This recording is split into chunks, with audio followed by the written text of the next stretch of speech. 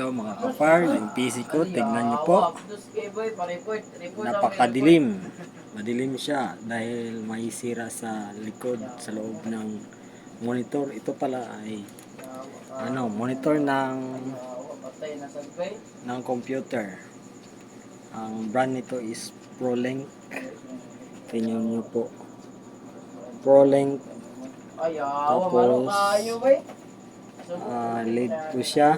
LED at mayroon siyang laking 19.5 inches. Ang dahilan ko po kung bakit pinakita ko sa inyo dahil ang kanyang liwanag ay napakadilim. Tingnan niyo po. Nagbi-blink siya, tapos pag katagalan liliwanag siya. Hindi siya biglang liliwanag.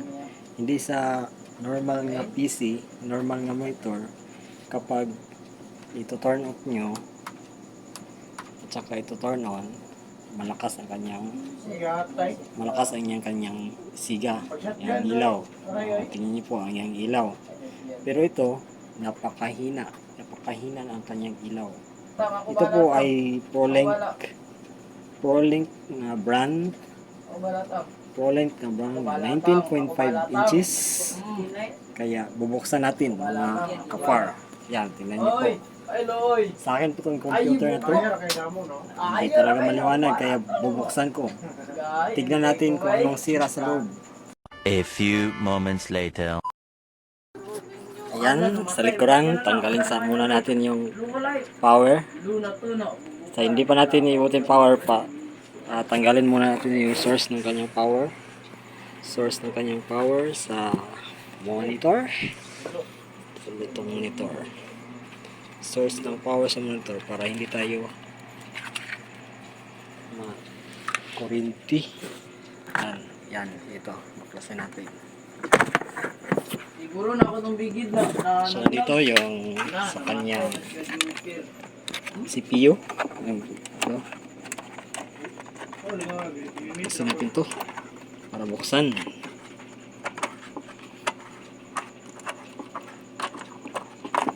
Okay. A few moments later. Mga kapar, ito na sa likod. Tingnan nyo, na tatlong screw. Kunin sa natin yung stand ng mga kapar para hindi tayo mahirapan kunin yung kanyang likuran. Tara, buksan natin.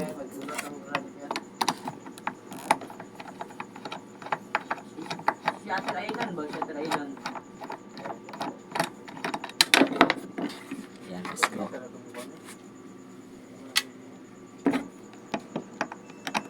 Nabunot sa.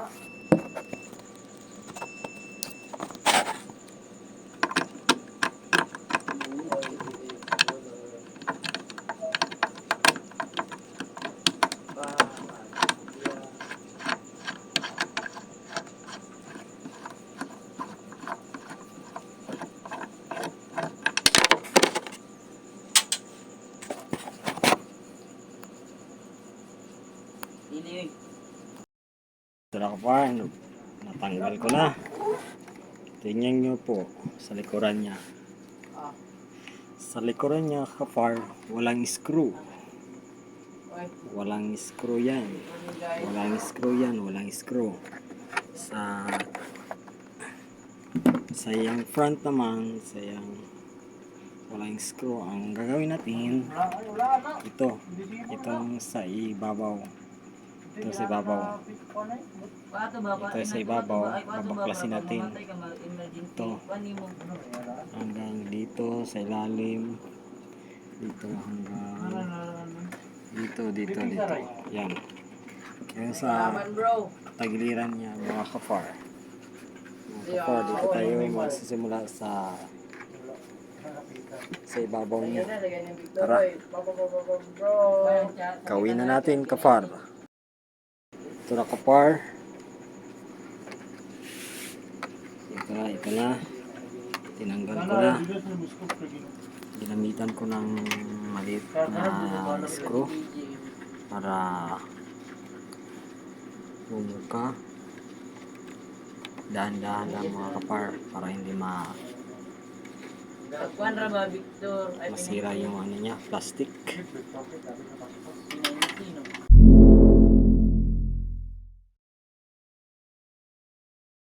Mga kapar, nakuha ko na sa loob ng monitor ko.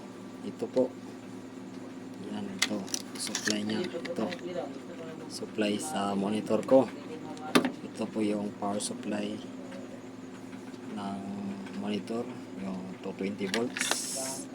Ito po yung nagsusupply sa buong kabuuan ng Oy! monitor. Yung po monitor. Yaw! Monitor ko po. Buwan ang bala. Kinuha ko. Ito yung supply. Andito po ang may sira. Tignan po natin. Ito. Ayan. Nakita ko na. Makita ko na kung saan may sira. May problem. Ang problema mga kapar. Kita nyo po. Ayan. Ito po. Itong dalawa po. Ito. Yan po ang dahilan kung bakit madilim yung monitor ko. Kapag i-open nyo po, pag open nyo, hindi maliwanag agad ang liwanag ng monitor. Yan, dahil ito ang may dahilan. Kita nyo po. Yan. Ang kanyang kapasitor ay sa ibabaw niya ay nagko-curve siya. Tignan nyo, nagko-curve. Talagang may sira na to. Hindi na madaloy na maayos ang kanyang kuryente, ang supply. Dahil dyan, kaya madilim ang supply ng monitor ko po. Ang gagawin natin, tatanggalin natin to at ito. Itong dalawang to, papalitan natin ng bago para maganda at maayos yung ang kanyang lights sa monitor at hindi na madilim laruin o gamitin ang computer. Tara. Kita nyo po. Kita nyo. Yan, kita nyo. Itong dalawang to. Itong dalawang tong kapasitor. Dalawang kapasitor nito. Kapasitor na to. Itong dalawang kapasitor. Itong dalawang kapasitor, ang dalawa niya ay nagko-curve sa ibabaw dahil konti lang yung pumapasok na kuryente sa loob. Ito po ay may size na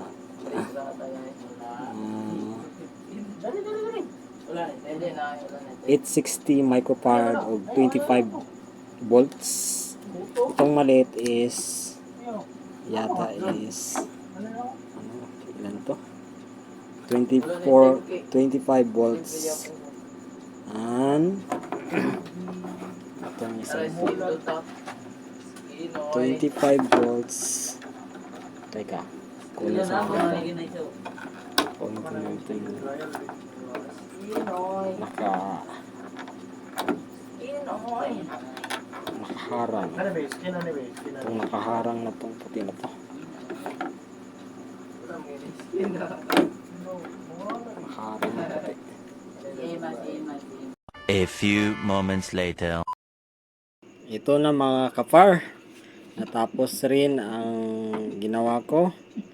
Pinalitan ko ng bago ang kapasitor. Ang kapasitor niya, itong malaking to, yung dalawang to, ito. Itong dalawang to, pinalitan ko ng bago. Ito yung luma niyang kapasitor, luma niya. O, tignan nyo. Medyo, pag tignan natin dito sa akin, nagko-curve sa ibabaw. May kurba sa ibabaw. Nagko-kurba. Ito ang dahilan kung bakit yung kanyang supply sa monitor ay hindi agad maliwanag. Ito. Hindi ba maliwanag? Yung kapar. Ito lang makaliwanag. Ito. Kunti lang yung kanyang kurba pero pag ginamit ko ng tester, kulang talaga ng kanyang kuan, yung farad.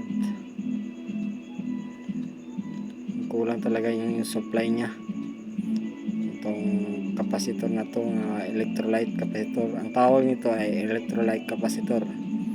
Ang kanyang size niya is, ang kanyang power niya is 680 microfarad and 25 volts. Yan, nakita nyo? Yan. Yan mga kapar. Ito yung maliit. Ito at ito. Itong maliit na to. Pinalitan ko rin. Kasama silang dalawa. Magkasama.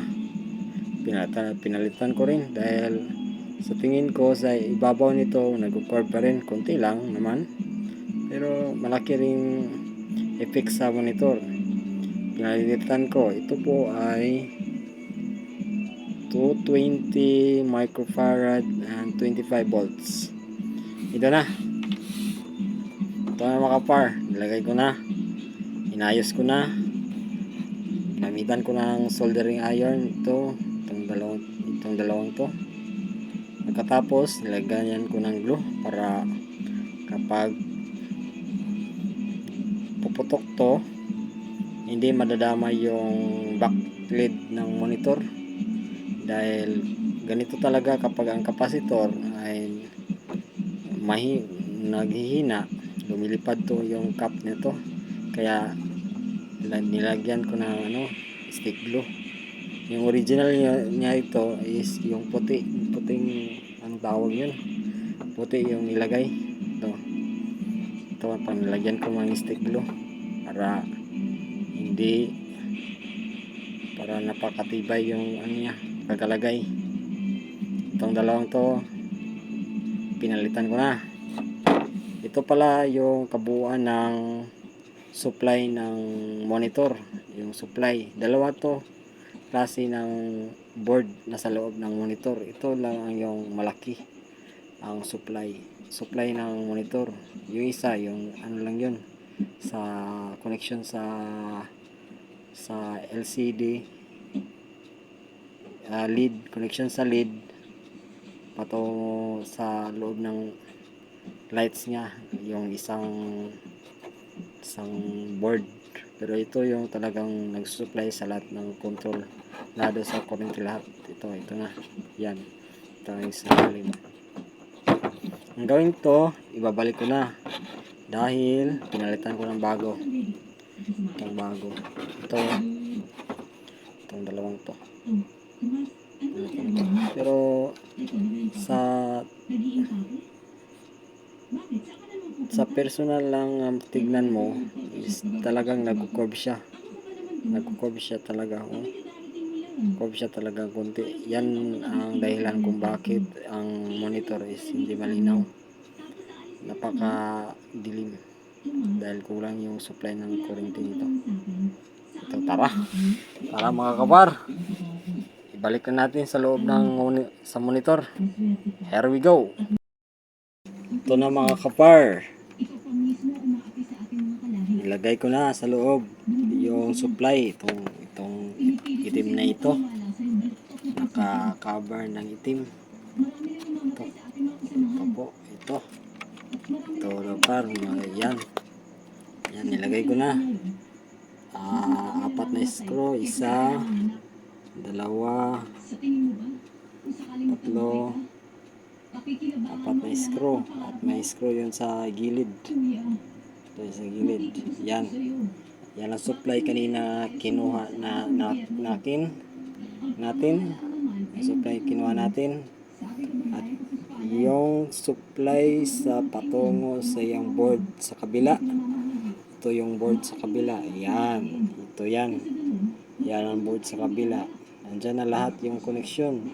Yung function sa monitor, maliit lamang yung connection sa monitor.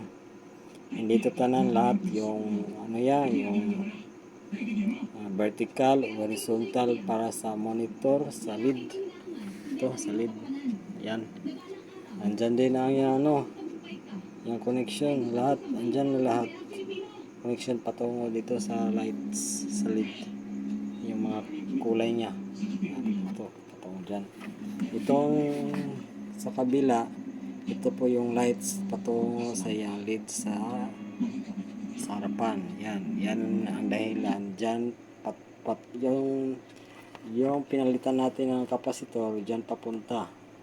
Yung lights niya, yung ilaw sa monitor. Yan. Yan po. Yan, nilagay ko na. Naayos ko na. Ibalik ko na sa dating anyo.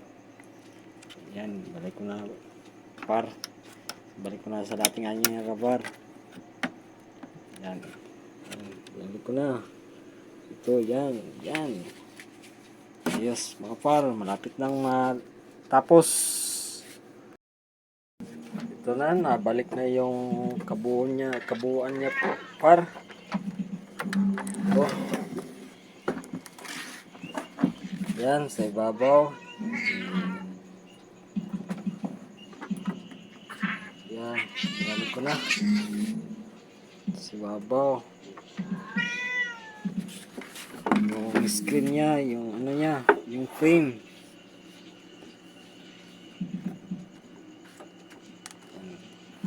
Matibay na. Matibay na par. Frame, matibay na. Ito lang talaga yung ano yan, yung nagsusuporta niya sa screen sa loob. Walang screw.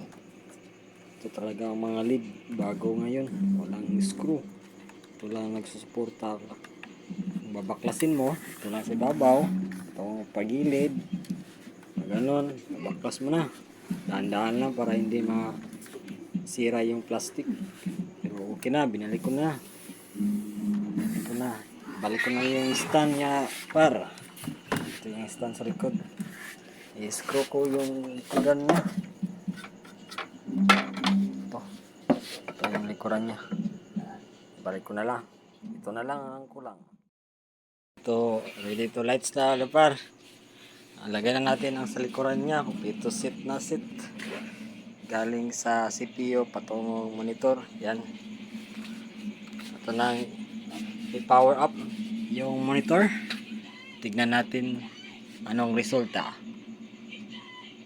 Tadan! Ayan! Linaw na mga kapar. Ang linaw-linaw na. Ayan. Ayan ang nangyari. Goods tayo par. Goods na goods. Kapar Ito yung monitor niya. Ito yung keyboard. Wala yung keyboard. Ito. Keyboard niya.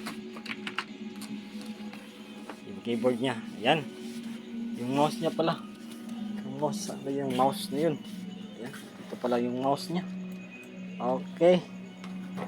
Yan. Par. Tingnan nyo po. Tingnan nyo po. Ang linaw-linaw. Oh. Ang linaw-linaw talaga par. Ginawa na natin yung pinalitan natin yung kapasitor. Tingnan natin. Oh, tingnan nyo. Ang linaw-linaw ng Google. Napakalinaw na. Hindi kagaya ng kanina napakadilim. Pero dito sa video kaninang is napaka hindi malinaw. Pero ngayon ang linaw-linaw na. Yan par, linaw-linaw na. Yan nyo, yan. Ang napaka linaw ng kanyang liwanag. Laro tayo ng knives out. Ito, knives out. Yan. Yan, linaw na talaga. Hindi kanina ang dilim-dilim. Yan, knives out. Start lang game.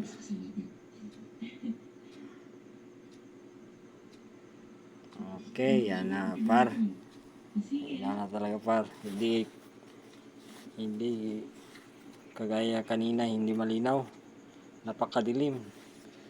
Dito ako kanina sa Chrome. Sa Chrome tayo kanina. Sa Chrome tayo kanina.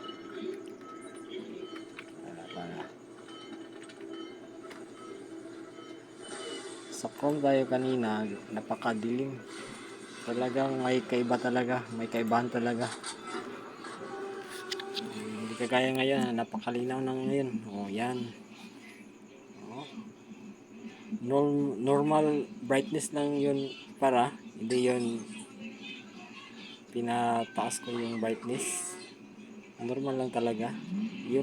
Yung kasimula natin kanina is normal din yun yung brightness. Hindi kagaya ngayon, talagang malinaw na talaga ang resulta. Yan, yan. Okay na. Ayos na ayos. May gawa na rin. Yan, yan. Tignan natin. Dito tayo kanina sa Chrome. Hindi yun maliwanag sa Chrome kanina. O Google. O yan. Ang liwanag na par. Hindi na masakit sa mata kanina yung madilim. Hindi ayos ang paglalaro ko kanina. Napakadilim. Ito pala yung nilalaro ko. Knives out. Knives out. Yan. Okay. Napakalinaw par. Sulit na sulit. Ayos na ayos ang paggawa natin. Yan. Okay. Napakalinaw na. Hindi kagaya ng kanina. Napakadilim. Napakadilim talaga. Hindi maliwanag. Yan, yan. Power off. Power off natin. Yan. Power on. Yan. Napakaliwanag na. Yan. Okay. Ayos. Ayos na ayos par. Napakaliwanag na yung ginawa natin. Liwanag na talaga. Di para kanina napakadilim. Yan. Okay. Tapos na tayo par. Salamat. At yan lang tayo. Dito lang tayo magwawakas. Sa muli. Paalam sa inyong lahat. At subscribe kayo at like and subscribe. Ito na. Gawa na natin ang paraan. Gawa na natin. Okay. Thanks. Bye mga kapar.